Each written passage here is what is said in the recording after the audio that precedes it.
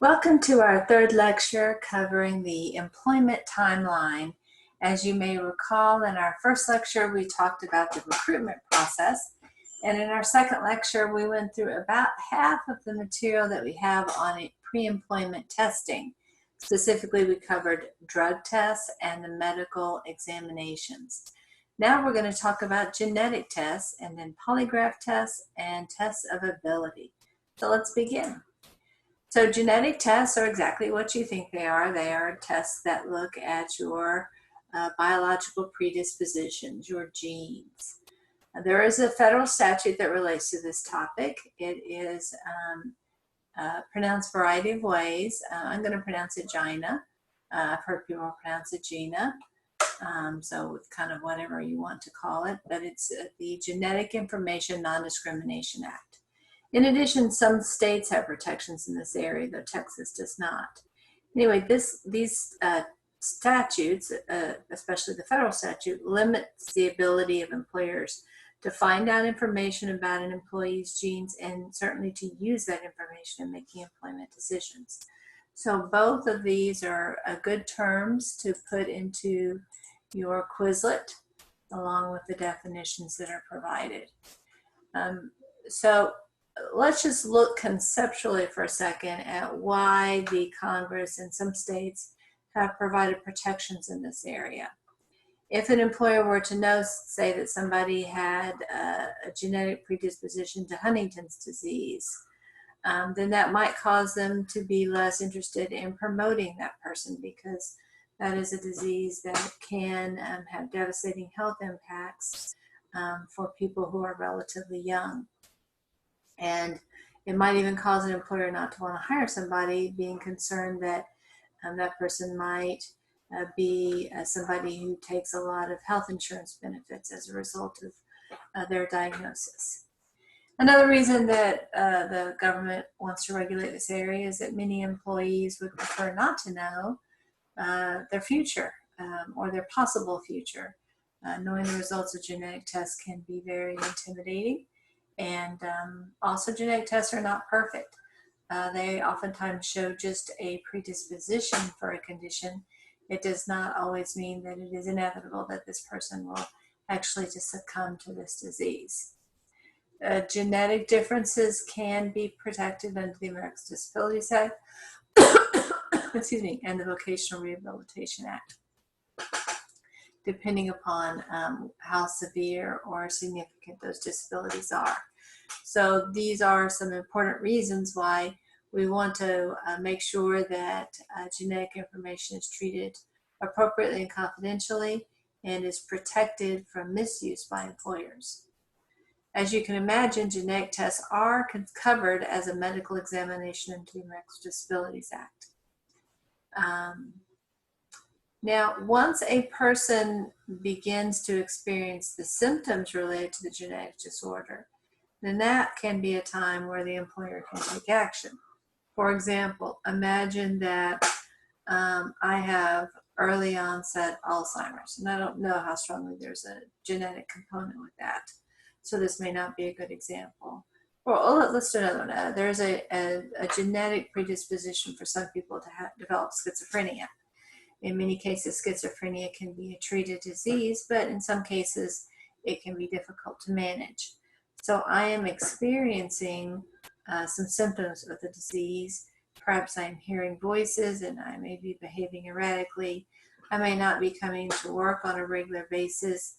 I may be engaging in behaviors that are distracting or intimidating to my coworkers. Under those circumstances, it may well be that my disease, unfortunately, has progressed to the point that it is not possible to reasonably accommodate my disease in a way that allows me to be productive at work doing my job.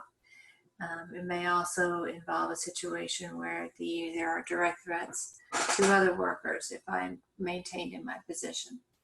Even though the disease has a genetic component to it, I may have no blame because I happen to have succumbed to this disease. Still, the fact is that I am now experiencing the disease, and so the employer under those circumstances may be left with no alternative other than ending my employment relationship. There are some situations where the federal statute allows there to be some exceptions. Sometimes employees want to know this information, and sometimes it can have some level of job relevance. For example, if an employee is working with some significant chemicals, knowing a person's genetic predisposition, sensitivity to some of those chemicals might impact whether they are a good choice for that particular position or not. The employee may want to know that information, may not want to take on a job that involves heightened risks for their health or perhaps the health of their family members. And so there can be ways that makes sense from that perspective. But generally speaking, the employer doesn't need to know genetic information. And if somehow or another it finds out genetic information, it should not be using that to making employment decisions. Employers shouldn't ask healthcare providers for that type of information. In the pre-employment stage, again, this would be, because these are medical examinations, you won't be able to do any of this stuff until after that conditional offer of employment. But even if at that point, the employer can't take medical history, because that is also obviously a non-intrusive way of finding out genetic information. If it ends up that as the employee is recounting her family history, she talks about several close relatives who've succumbed to breast cancer, it seems quite possible this person has some kind of genetic predisposition to breast cancer. And so, again, the employer has found out genetic information without conducting some kind of DNA sequencing.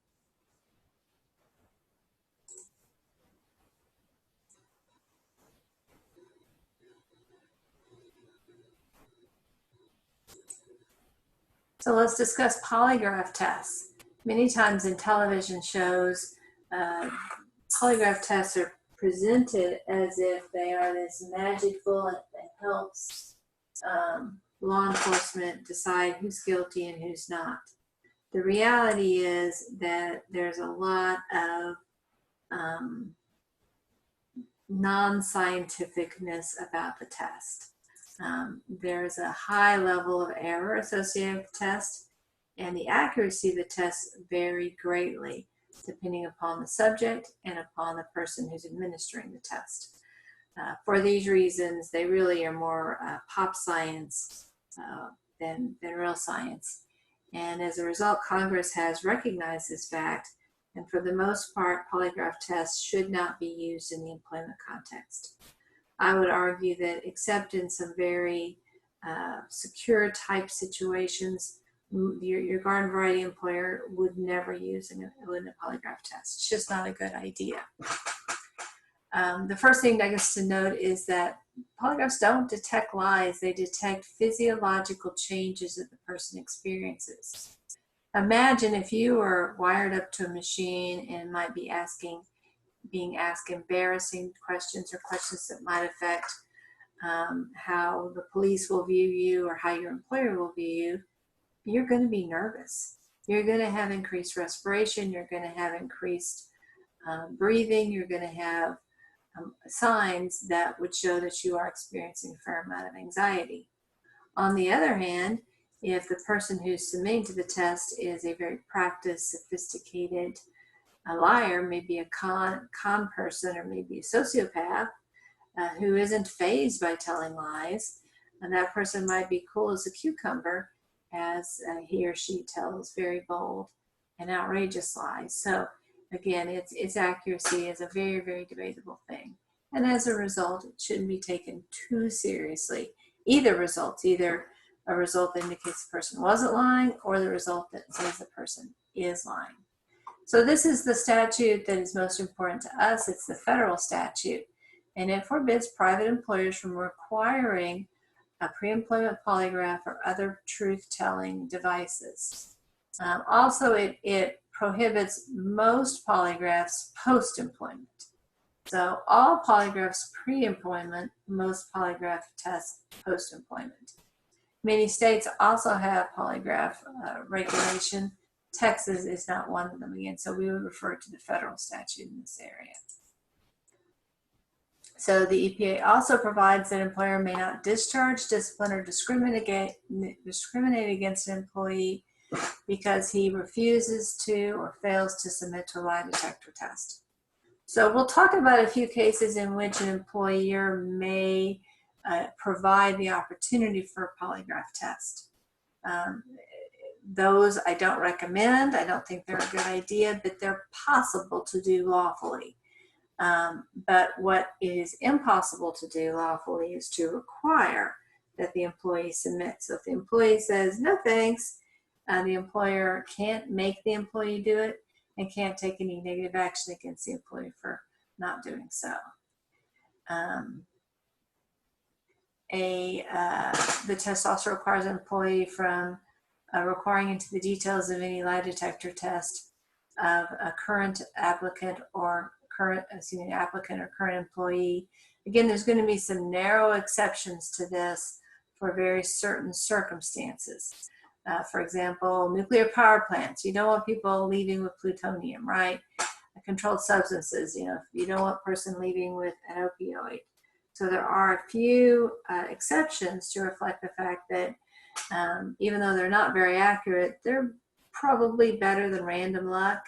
And the fact that employees oftentimes believe they're pretty accurate can dissuade some employees from engaging in dishonest behavior in those types of facilities.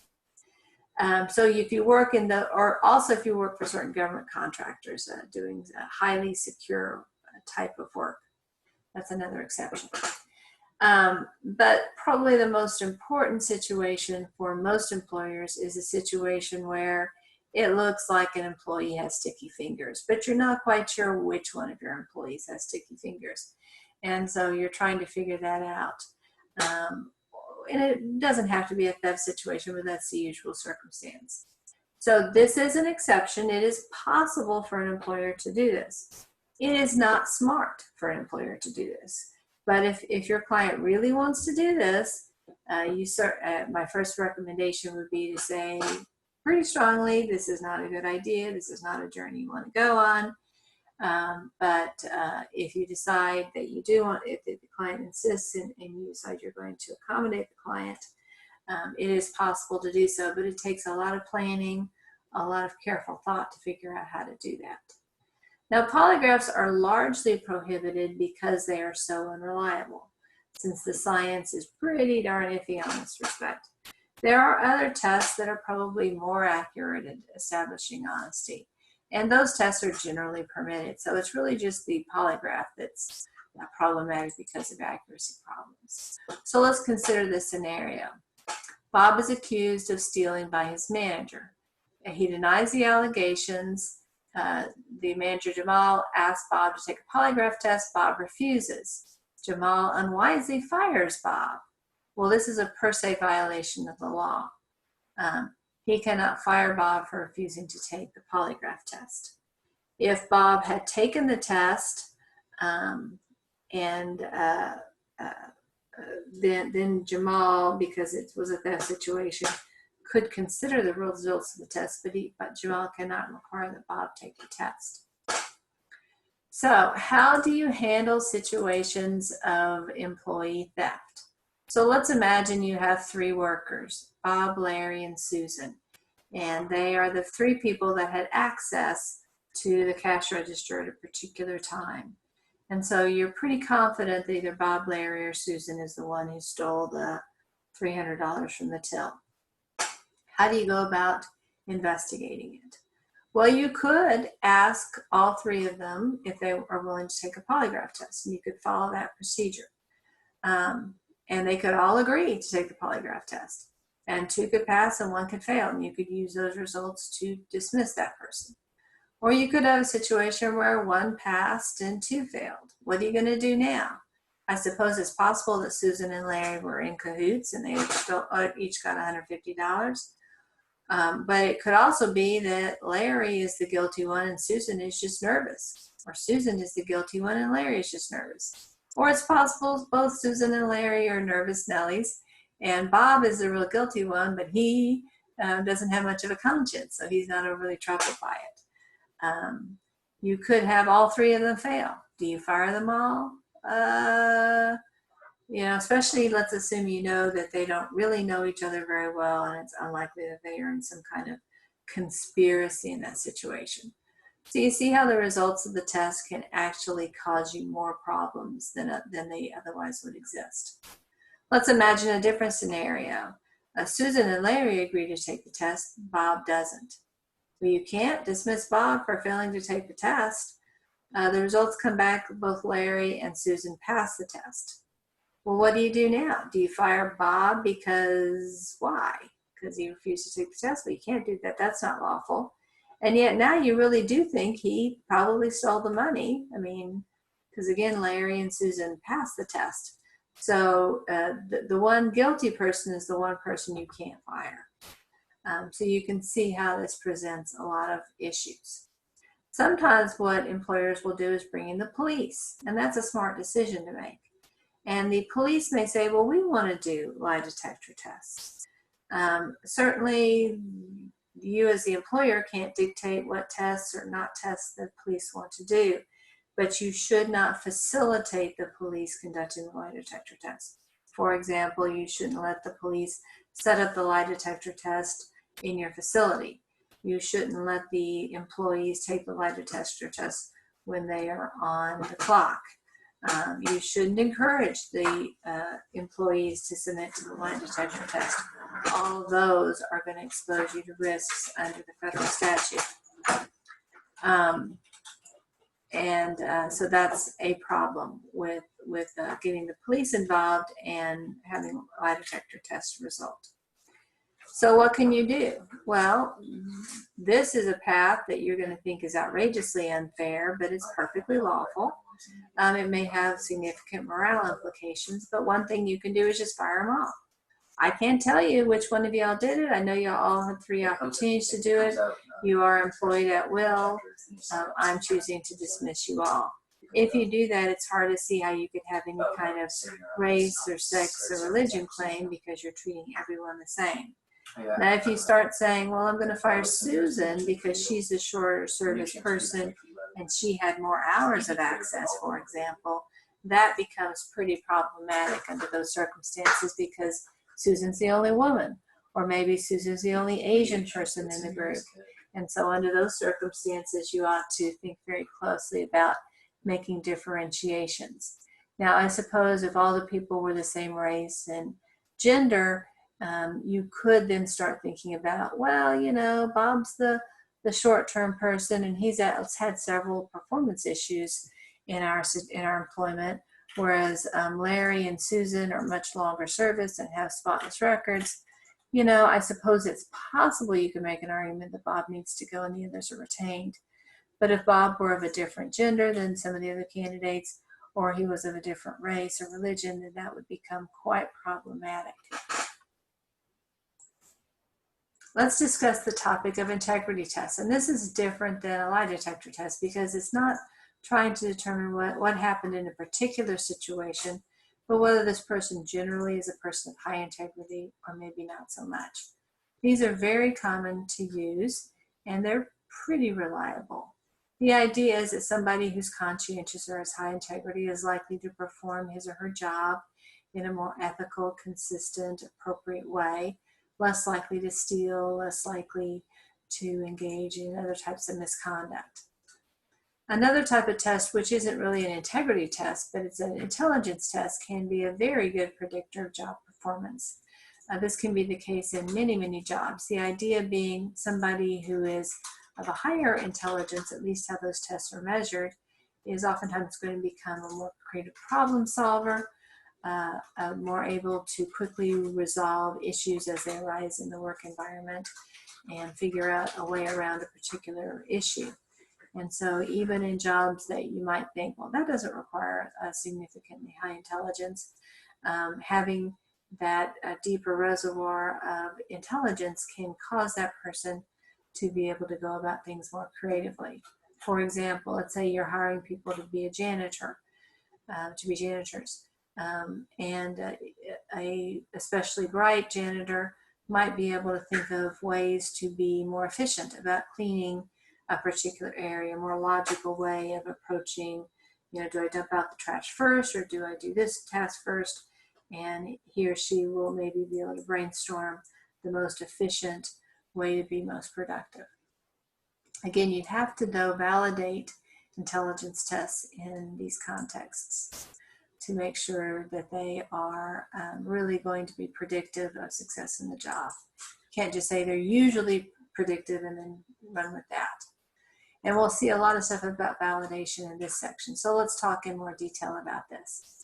So we have scored test of abilities. These are eligibility tests because they aren't designed to rule people out like ineligibility tests, but they're designed to point you to the people who would be most eligible or most qualified for the job. And they are oftentimes good at measuring intelligence, at least certain types of intelligence. So we all know there's lots of different types of intelligence. And so the testing obviously can measure different aspects. A natural aptitude, having a proclivity to do well in a particular task. I might be very intelligent, but I may not be so nimble with my hands. So I might not be as good with that task that requires very quick reflexes. Also, they can measure specific job skills or knowledge. For example, making change from a till, being able to do simple arithmetic, being able to type.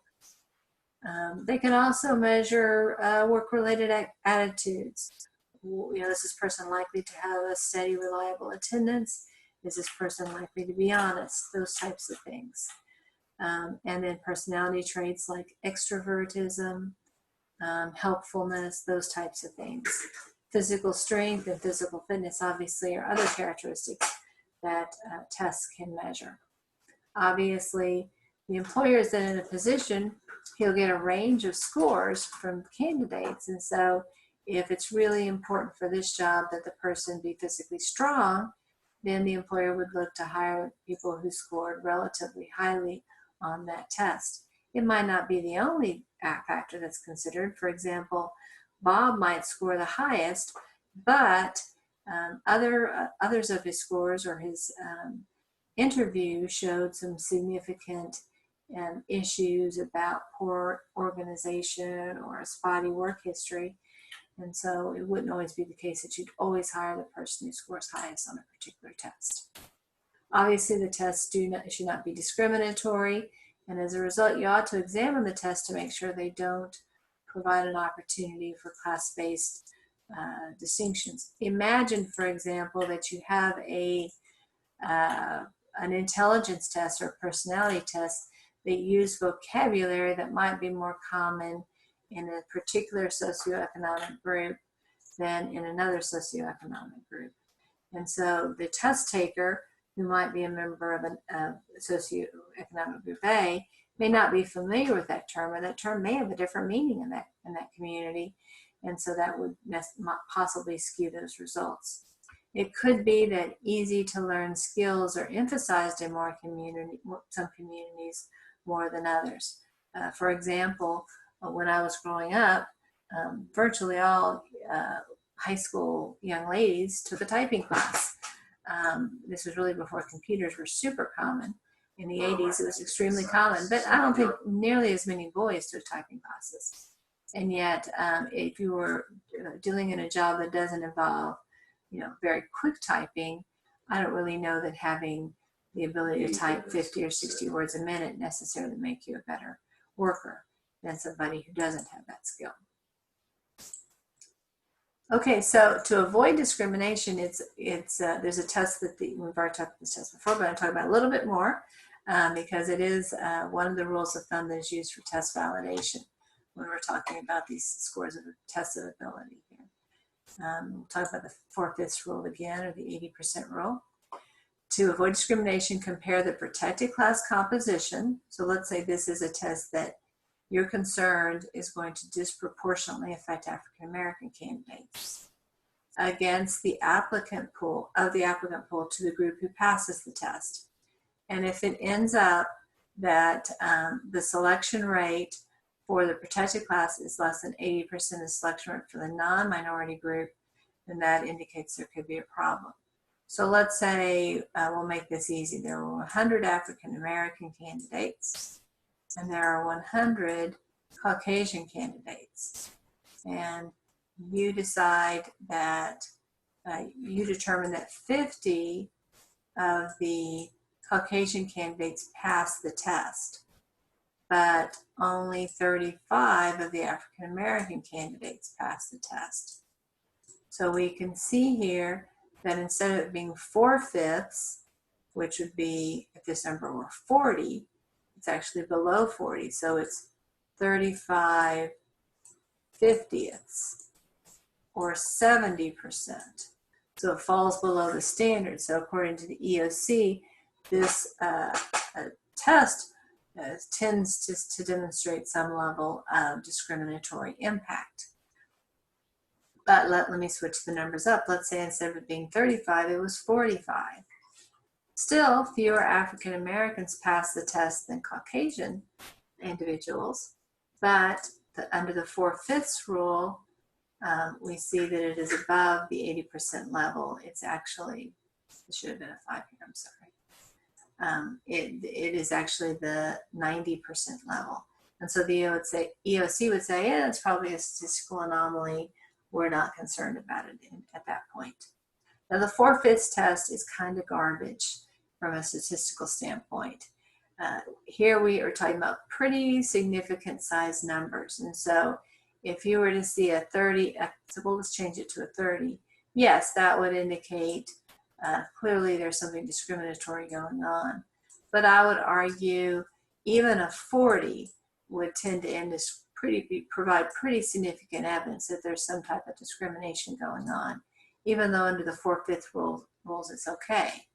On the other hand, if you were dealing with a population of only, we'll say, 10 African American applicants and 10 white applicants, and you had 4 that passed and 4 African Americans passed and 5 Caucasians passed, well, under that situation, you would see that, you know what, just one number off, even though the 4/5 test would say, you know, you're right on the edge of it being discriminatory, I would respond by saying, I don't really know that is statistically significant. Let's change the numbers and make this a 6. So there's only a difference of 2 people. Well, that could just be you had 2 Mensa members show up at your place of employment, and they happen to both be Caucasian. And so the 4/5 rule doesn't work with very small populations. And when you have very large populations, you should be looking at a higher break-off number than 80%.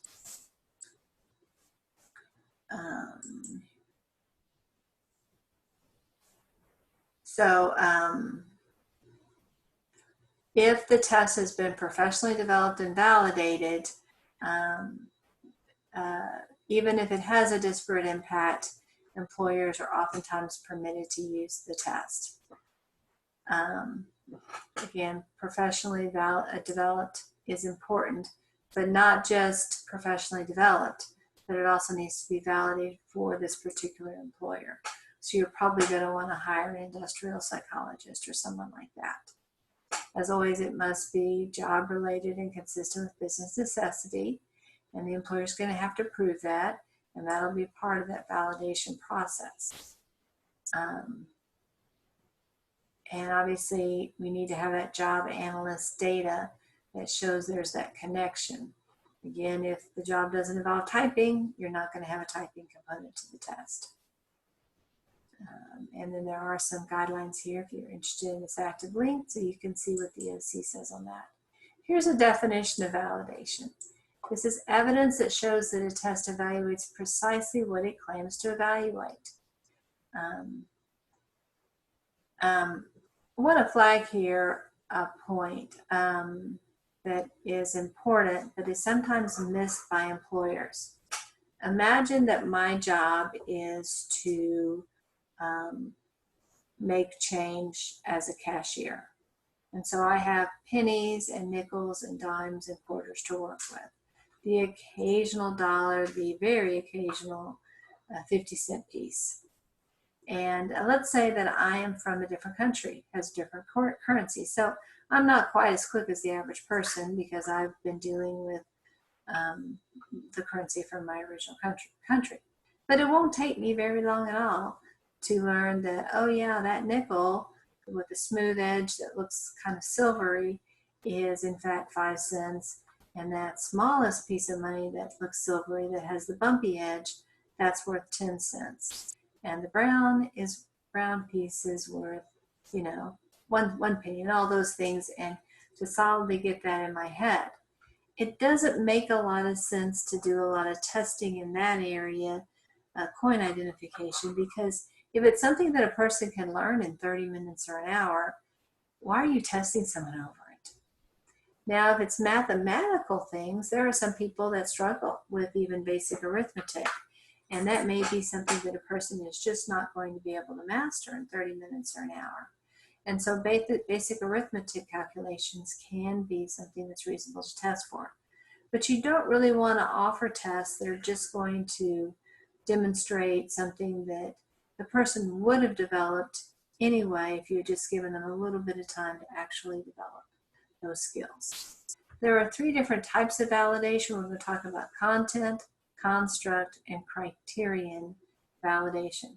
These are a little bit tricky to distinguish, so I'm going to recommend you spend a little bit of time sorting through these so it'll make sense for you. And I think the most helpful way to think about these is to consider the examples. So content validity is, it requires you to perform the same behaviors and skills as the job in question. So for example, if I am being hired or possibly being hired to take boxes from a loading dock inside a truck trailer, well, then I might be given boxes that weigh that amount and being told to carry it a particular distance. Maybe to see how long it takes me to move a certain number of boxes. That would be a good content validity test. And you can see the content of the test is the same content that the employee would perform on his or her day-to-day job. The neat thing about this is it's very easy to defend to the jury. The jury's gonna be like, well, yeah, that makes perfect sense. That's the kind of test that you ought to be having. Obviously, this does require that you kind of piece the job out and consider what are the most important parts. Another example would be a speed and accuracy word processing test for a secretarial position. Some jobs, it's easy to see content validity tests. Other jobs, it would be much more difficult. An example of a content validity test that I have seen use from time to time in the paralegal area is asking paralegals to prepare a writing sample, that they are presented with a packet of materials and they're asked to use that packet of materials to prepare a particular document. That would be a very typical paralegal task, and so that would be an example of content validity. Construct validity is more to do with a psychological characteristic, not a particular workplace skill. So here you might be looking to see, is this person an introvert or an extrovert? Does this person have leadership skills or things like this? So this is more about the personality. An example of a test in this area might be the Myers-Briggs test.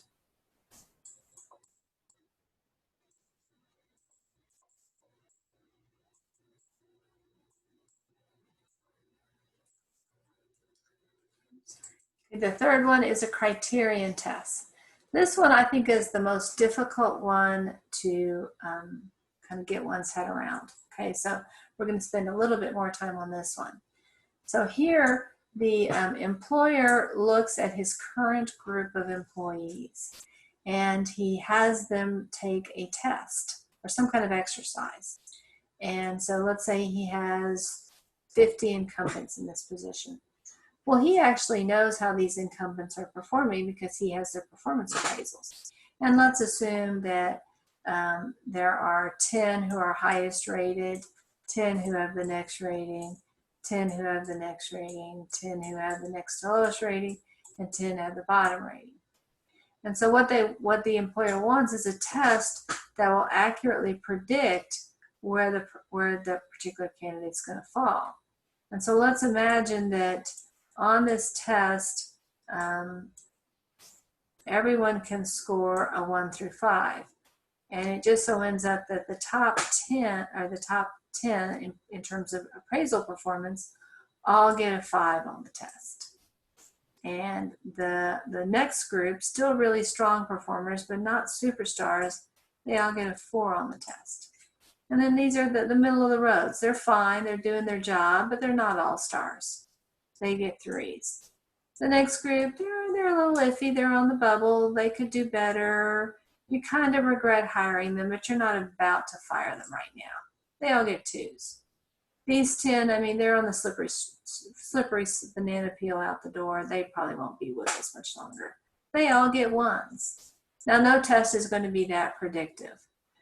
But you can see if you had a test that was this predictive of where the employee would actually fall on the test, then you can give this same test to applicants. And if you have an applicant that scores a 4 or 5, you're probably thinking, I want to hire him. Even if maybe he wasn't the best interview or he doesn't have exactly the perfect background, these tests seem highly predictive. But I'm almost always going to steer away from the 1s and 2s. If I need to go a little farther into the list, I'd be willing to hire a 3, but I'd really prefer a higher score. So this is what criterion is what we're talking about when we're talking about that. So again, your rate, in this case, you're rating your current employees against the test and knowing how well they are performing on it. Albemarle Paper Company versus Moody is an important case. I'm not asking you to know its name or its holding, because basically what it does is it summarizes what we've been talking about up until this point. So let's look at the issue. What must an employer show to establish that pre-employment tests that are racially discriminatory in effect but not intent, in other words, we're talking disparate impact, are sufficiently job related? So in this particular case, the Albemarle Paper Company had a test that had an adverse impact upon African Americans. The test was not shown to predict job performance. So under the criterion validity, it didn't look like this. Some of the best performers scored lowly. Some of the worst performers scored highly. So the African American workers who were denied promotions as a result naturally were unhappy with this test. They felt that it was limiting their career advancement. Well, the Supreme Court said, yeah, you're right. Workers, it did have that effect, because the test did not show how job related because the test did not prove to be highly job related. Under those circumstances, another test could have been used that would have been more predictive and helpful. So again, this is just kind of solidifying or explaining the things that I've talked about when I've talked about the various validation aspects. So you aren't required to know this case, but this is the validation case, you could say. Okay, so let's talk about cutoff levels. You know, in our example back here, I was giving you some examples. You know, probably you're looking at it going, well, gosh, I really want a 5. You know, that's really what I want, but I'd take a 4, and in a pinch, I'd even take a 3. But if I had to get all the way down to 2, I might just pass on hiring anybody under those circumstances, right? That might be your thought process. How do you decide how to draw the lines? Well, one way is to make it pass-fail. Everybody, and maybe you make it 3 is the pass-fail. And you don't distinguish between the 3s, the 4s, and the 5s. Now, in our case, this test was so hugely accurately predictive that you probably would want a little bit more granularity in your test results. But it's never, I mean, the example I gave is not realistic. You're not going to have 100% of your best performers scoring a 5 and 100% of your very good performers scoring a 4, et cetera, et cetera. There's going to be some variation in scoring. And if there's a lot of variation, a pass-fail situation may make the most sense. Another way, of course, is to have a cutoff score, which essentially becomes a pass-fail score. Then, of course, you can rank the folks and say, and of course, you can have more granularity than having 5 scores. So, you know, one person scores a 97, another person scores a 95, both excellent scores, but if you have to pick, why not go with the 97? All other things being equal. What employers can't do is something called race norming. So let's say that Bob here, who got a 97, is Caucasian. So I'm just going to put a C for Caucasian. And Susan is Caucasian. And Danielle is Caucasian. And Teresa is Caucasian. And Amanda is African American. She's our first African American with a high test result. So if you were to say, and let's say you only have 3 openings, so you might think, well, we'll just hire these 3 folks right here because they got the highest scores. That's fine to do. In race norming, which is unlawful, would be to say, well, we're going to, you know, add points to the African American score. So we're going to give, we'll say Amanda 15 extra points. So now her score, and all African Americans, not just Amanda. Now Amanda scores 100. So she's going to be the first person we hire. And then this person will be the second person. This person will be the third person. Unless there's another African American, when we have 15 points, might vest one of these other scores. We can't do race norming. That's unlawful under the Civil Rights Act of 1991.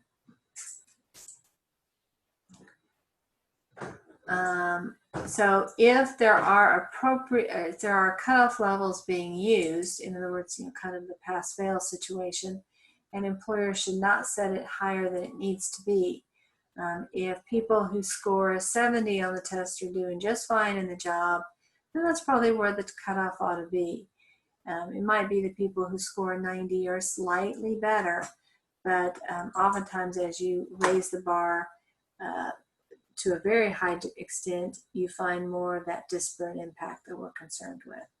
And any test is going to have some aspect of testing things other than pure job performance. So there's going to be some background noise that doesn't relate to actual proficiency in the skills. Banding of test scores is quite common.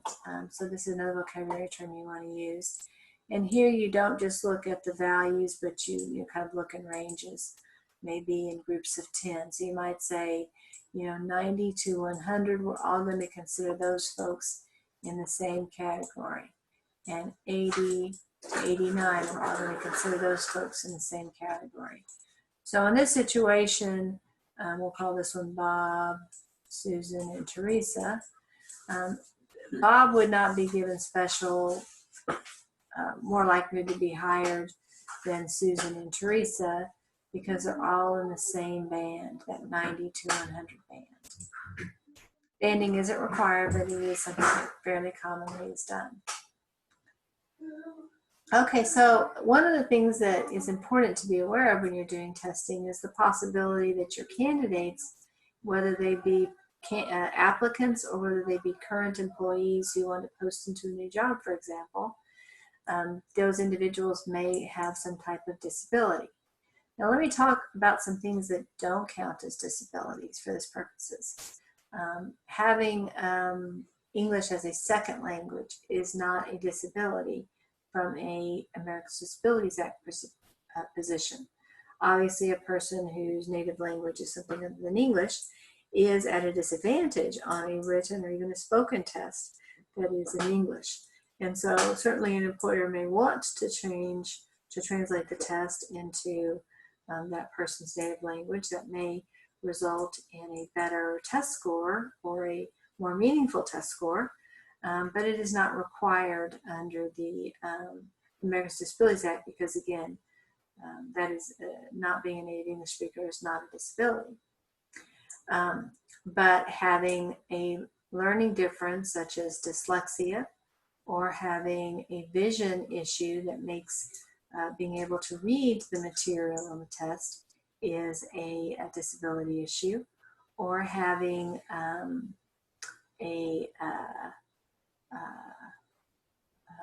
so there's a hearing problem if it's an oral test that can impact disability.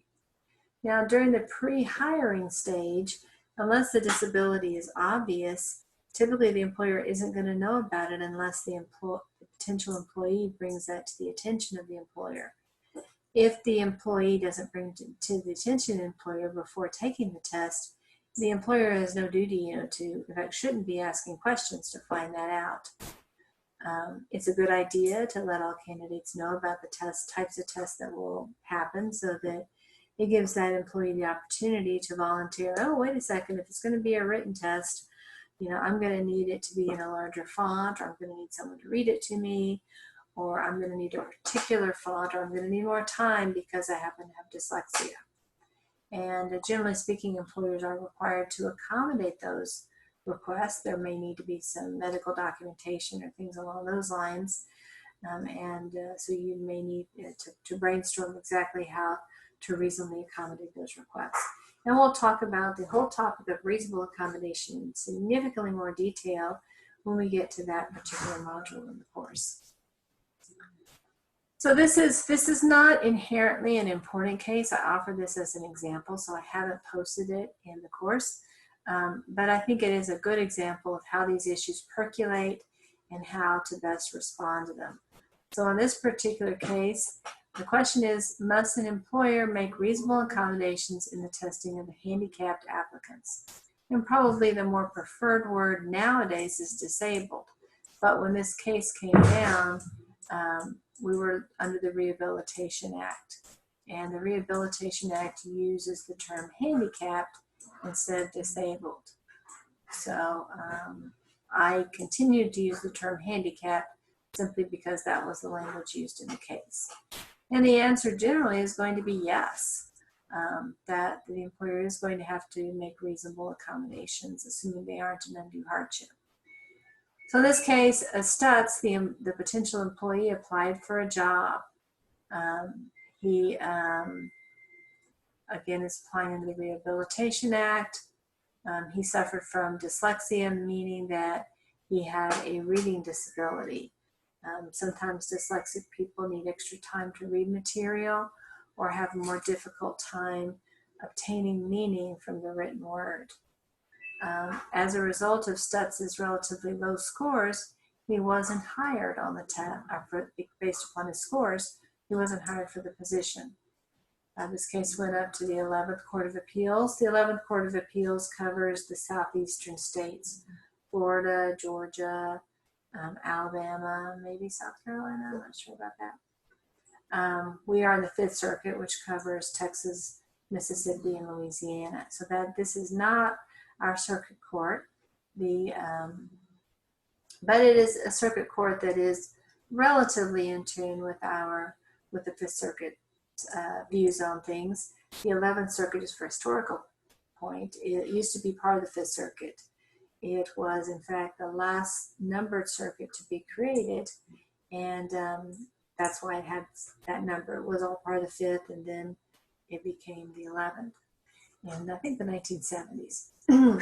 So the court held that it is reasonable accommodation for the potential employer to make accommodations for the testing. When an employer uses a test that does not accurately reflect the abilities of the disabled person, as a matter of law, it must do more to accommodate that person. So it could be that somebody should have read the questions aloud to Stutz.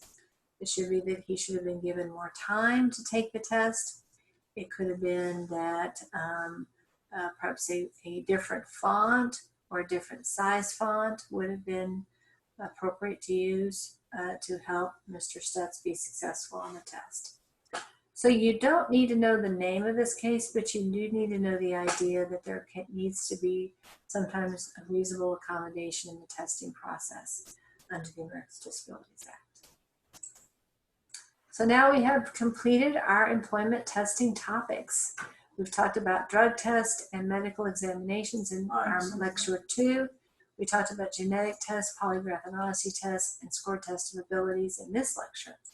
And so now we have completed our testing module.